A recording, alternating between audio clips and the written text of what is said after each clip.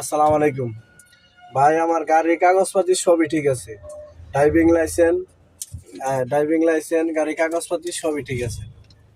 আমার এই রেজিস্ট্রেশনে কয়েকদিনের ম্যাচ শেষ, তার জন্য আমার এটা করছে, রেকার বিল করছে। এই কয়েকদিন আগে রেকার বিল করছে। এখন আজকে বানেশ্বরে আমার এই গাড়িটা ধরে পুলিশে 10,000 টাকার মামলা দিচ্ছে।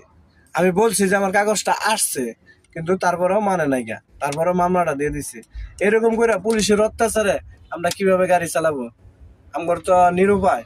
কয় হাজার টাকা মামলা দিচ্ছে আপনারা? 10,000 টাকার মামলা দিছে। এই যে দেখেন, 10,000 টাকার মামলা দিছে। সার্জেন্টের নাম কি? সার্জেন্টের নাম নাজমুল হক রেজা। এরকম করে পুলিশে যদি অত্যাচার করে আমরা কিভাবে গাড়ি চালাবো? আমার গাড়ি কাগজপত্র সবই আপ টু ডেট। আমি বলছি যে আমার কিছু বিআরটি লোকের সাথে কথা বলেন। হ্যাঁ, বিআরটি লোকের সাথে কথা বলেন।